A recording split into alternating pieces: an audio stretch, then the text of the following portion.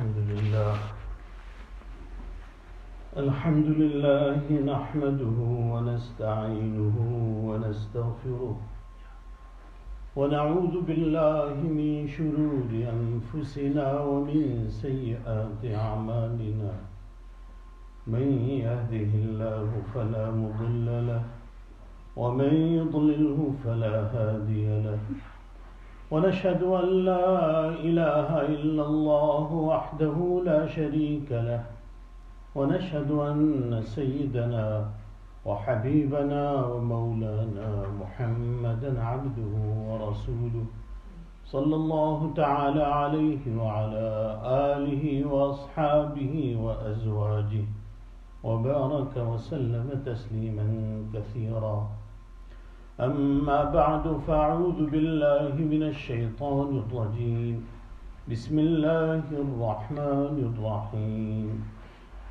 فاعف عنهم واستغفر لهم وشاورهم في الأمر فإذا عزمت فتوكل على الله إن الله يحب المتوكلين. صدق الله مولانا العظيم. بزرگان محترم، برادران عزیز، انسان کو اپنی زندگی میں ایسے بہت ہی مرحلے پیش آتے ہیں، بہت سی قسم کے ایسے کام اس کے سامنے آتے ہیں کہ جن کے متعلق وہ کشمکش میں مبتلا ہوتا ہے، مجھے یہ کام کرنا چاہیے یا نہیں کرنا چاہیے. تو اس آیت میں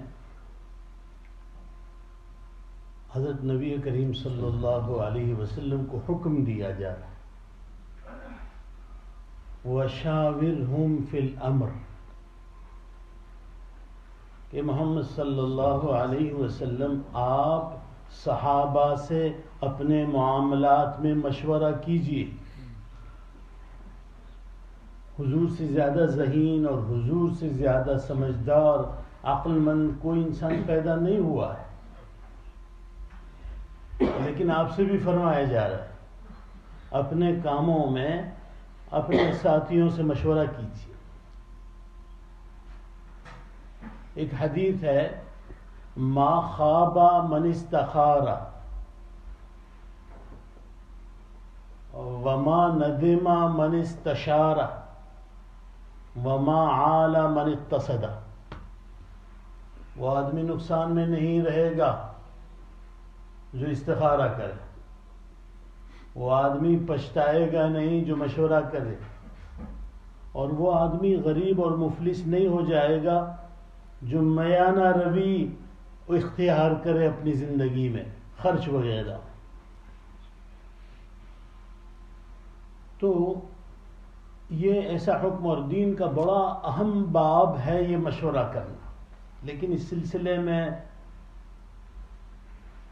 غلط فہمیاں بھی ہیں، اس وجہ سے میں نے آج اس موضوع کا انتخاب کیا کہ مشورہ سب سے پہلی چیز اس سلسلے میں یہ ہے مشورہ کس سے کیا جائے.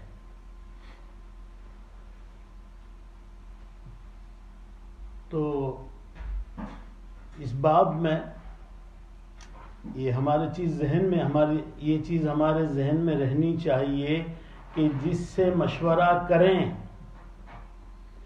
وہ مشورہ دینے کی اہلیت رکھتا. یہ جو ڈیموکریسی کا نظام ہے جسے جمہوری نظام ہم کہتے ہیں، ڈیموکریسی، اور ہمارا اسلامی نظام حکومت شورائی ہے، شورا بنتی ہے، وہ حکومت چلاتی. ڈیموکریسی میں ایک آدمی 18 سال سے اوپر ہو گیا ووٹنگ کا حق رکھتا ہے. وہ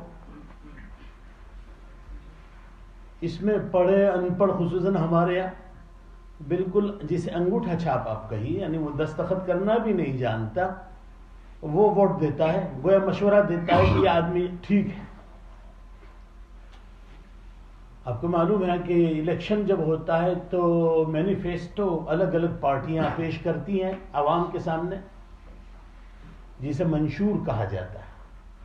اب ایک ان پڑھ آدمی جسے منشور پڑھنے کا وقت نہیں ہے، اس کے سامنے منشور نہیں ہے، مینیفیسٹو نہیں ہے، وہ ووٹنگ کر رہا ہے، اس سے مشورہ لیا جا رہا ہے، تو ظاہر بات ہے اس کا انجام کیا ہوگا؟ ایسے ہی قوانین بنیں گے پھر۔ اور غنڈے لفنگے لوگ ہمارے وہاں کی پارلیمنٹ میں کتنے ایسے پارلیمنٹرین ہیں کہ جن پر کیس چل رہے ہیں قتل کے۔ شورائی نظام جو ہے اسلام کا، اس میں اہلیت ضروری ہے سب سے پہلے، کہ یہ قابل بھی ہے یا نہیں مشورہ دینے کا۔ تو سب سے پہلی چیز جو اس میں دیکھی جائے گی وہ ہے کہ مشورہ دینے والا اہل بھی ہے یا نہیں۔ اگر آپ انجینئر کے پاس چلے جائیں اور آپ کہیں کہ فلاں بیماری ہو گئی ہے، مجھے کہاں جانا چاہیے، یا آپ کسی ڈاکٹر کا، تو وہ ایک انجینئر آدمی ہے، وہ بصیرت اس کے پاس نہیں ہوگی جو کسی اس لائن کے آدمی کے پاس ہوگی، ظاہر بات ہے۔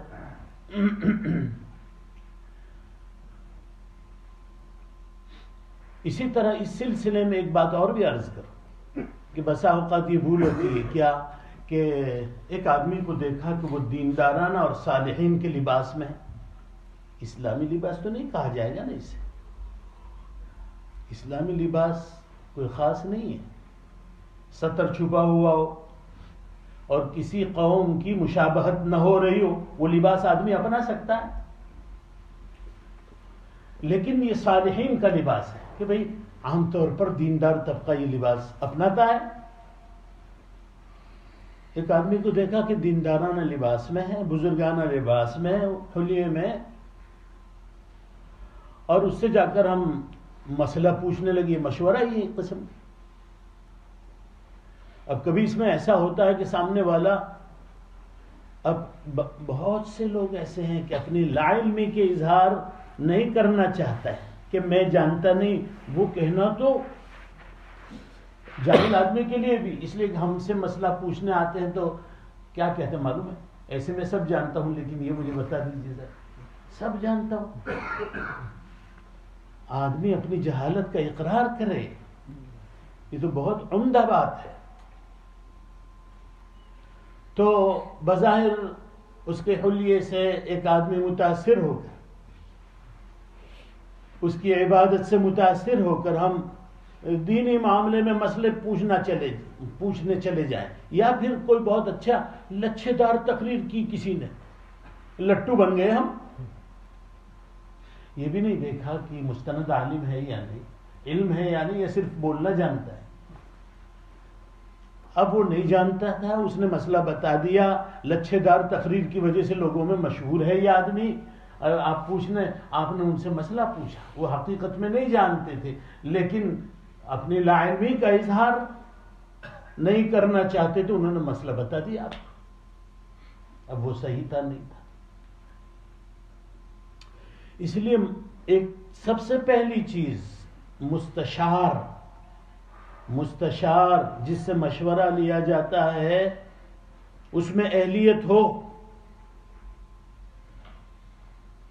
صلاحیت ہو مشورہ دینے کی۔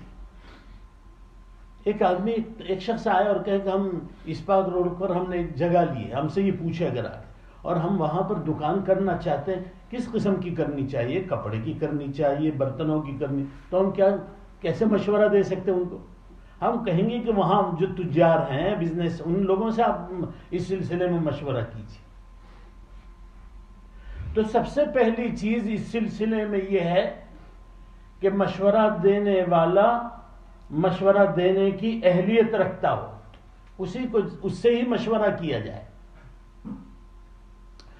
دوسری چیز اس سلسلے میں حضور اکرم صلی اللہ علیہ وسلم نے ارشاد فرمایا، المستشار مؤتمن، جس سے مشورہ لیا جائے وہ امانت دار ہے۔ ہمیں پوچھا کسی، آخر مثلا ہمارے پاس قسم قسم کے لوگ آتے ہیں اور آ کر بیچارے اپنی گمبھیر بیماری کا بھی اظہار کرتے ہیں جو کسی کو کہنا نہیں چاہتے ہیں. کبھی کبھی جوان آدمی اپنی بیماری کو بتلانا نہیں چاہتا، مثلا جس کی شادی نہیں ہوئی ابھی، وہ آ کر ہم سے کہہ رہے ہیں مولانا کچھ اس سلسلے میں پڑھنے کا دکھلائی بتلائی. یہ ایک قسم کا مشورہ ہی ہے. اب اس کو ہم دوسروں تک پہنچائیں کہ فلاں آدمی آیا تھا اور بیچارے کو یہ بیماری ہوئی، وہ بولے پر میں ہم اظہار کر دیں تب بھی بری بات ہے، یہ خیانت ہے. دفن کر دو، ختم. المستشار مؤتمن، جس سے مشورہ لیا جاتا ہے وہ امانت دار ہے. اگر اس نے کسی کی بات لیک کر دی تو یہ خائن ہے. جیسے پیسوں میں خیانت ہوتی ہے اس طریقے سے اس نے بات میں خیانت. اس راز کو محفوظ رکھنا چاہیے. اور مثلا کوئی شخص آیا، اس نے کہا میرے بیٹے کا رشتہ فلاں جگہ، یہاں آتے رہتے لوگ پوچھتے ہیں، ہم دینا چاہتے ہیں، آپ اس سلسلے میں کیا کہتے ہیں مثلا. تو علماء نے لکھا ہے کہ ہمارے نزدیک جو کچھ ٹھیک ہو وہ بتلا دیں. ہمیں معلوم ہے کہ فلاں شخص چاہتا ہے کہ میں ہاں کہہ دوں. بعض لوگ اتنے مروب ہوتے ہیں اور اس رشتے کو اس قدر ان کو پسند ہے کہ بس یہ ہمیں ہاں بھی کہہ دیں تو تائید حاصل ہو جائے. لیکن ان کی ذمہ داری یہ ہے کہ بھلے ان کا دل ٹوٹ رہا ہو، اگرچہ ان کی چاہت ہو، لیکن دیانت دارانہ اور دین دارانہ جو مشورہ ہو وہ دے.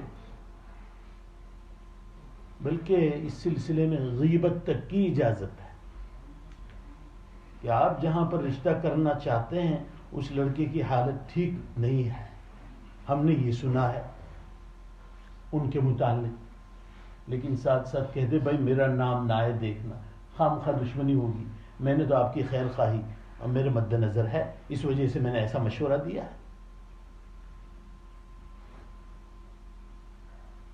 اور ایک اور بات، مشورہ جن سے لیا جائے ضروری نہیں کہ وہ ہم سے عمر میں بڑا ہو. یہ یاد رکھیں. ایسا ہوتا ہے کہ ایک آدمی عمر میں بڑا ہے درجے میں چھوٹا ہے، ایک آدمی عمر میں چھوٹا ہے درجے میں بڑا ہے، اور ایک آدمی عمر میں بڑا ہے درجے میں چھوٹا ہے. یہ ہے دنیا میں. حضرت تھانوی رحمۃ اللہ علیہ مشورہ دیا کرتے تھے کہ لوگوں کام بغیر مشورے کے نہ کیا کرو، اور خاص الفاظ استعمال فرمایا کہ پہلے تو اپنے ضابطے کے بڑوں سے مشورہ کرو. یہ لفظ خاص دھیان دینے کا ہے. ضابطہ ہے، حقیقت میں کون بڑا ہے کون جانے، اللہ جانے. لیکن دنیا میں بڑا بھائی چھوٹے بھائی سے بڑا سمجھا جاتا ہے، شاگرد استاد سے بڑا سمجھا جاتا ہے، مرید پیر کے مقابلے میں بڑا سمجھا جاتا ہے. یہ ضابطے کے بڑے ہیں. پہلے اپنے ضابطے کے بڑوں سے مشورہ کرو، اگر وہ نہ ہو تو اپنے برابر کے لوگوں سے، ہم عمر لوگوں سے مشورہ کرو. آپ نے فرمایا وہ اگر نہ رہیں تو اپنے چھوٹوں سے مشورہ کرو. ایک واقعہ پیش آیا. آپ کو معلوم ہے صلح حدیبیہ بار بار آپ سن چکے. صحابہ کرام حضرت نبی کریم صلی اللہ علیہ وسلم مدینہ منورہ سے عمرے کے لیے نکلے اور حرم کے گویا دروازے پر پہنچ کر روک دیا گیا، آپ عمرہ نہیں کرتے. اور اس وقت صحابہ کا جو جوش، جوانوں کا جو جوش، اچھا ہمیں تم عمرے سے روک رہے ہو، نہیں عمرہ نہیں کر سکو گے. کفار مکہ نے روک دیا. پھر کیا ہوا؟ مذاکرات ہوئے، وہاں سے وفد آیا، وہاں سے ایلچی آیا، حضور سے بات چیت ہوئی. تو آپ کو معلوم ہے کہ جو کنڈیشنز تھی، وہ لوگ جو کنڈیشن کر رہے تھے، لگا رہے تھے مسلمانوں پر، وہ بظاہر ذلیل کرنے والی.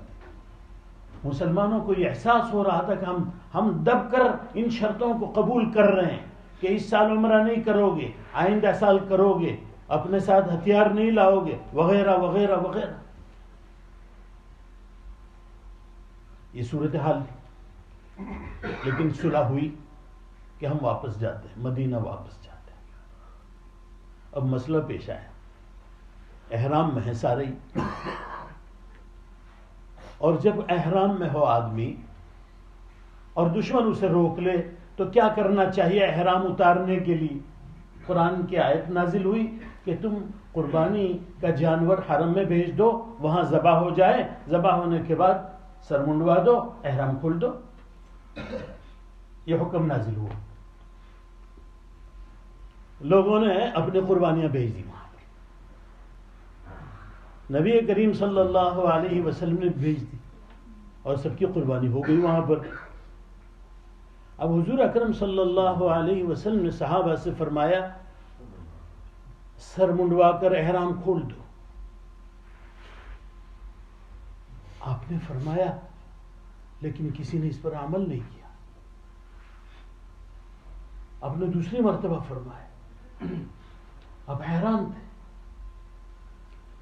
وہ ایلچی جو بات کرنے کے لیے آیا تھا صلح حدیبیہ کے موقع پر، اس نے جا کر وہاں جو بیان دیا تھا کافروں کے سامنے، کہا تھا کہ میں بادشاہوں کی درباروں میں گیا لیکن محمد الرسول اللہ صلی اللہ علیہ وسلم کے صحابہ جیسے ان پر فداکار ہیں ایسے آدمی میں نے کہیں نہیں دیکھے. آپ تھوکتے ہیں تو ہاتھ میں یہ لوگ تھوک لے کر اپنے جسموں پر مل لیتے ہیں، آپ کے وضو کا پانی گرنے نہیں دیتے. یہ صورتحال، اور حضور فرما رہے ہیں احرام کھول دو، اور کھولنے کو تیار نہیں کہہ رہے ہیں، لیکن ایک جوش تھا، غصہ تھا جوانوں میں. ہم نے جو صلح کی، آپ اپنے خیمے میں تشریف لے گئے.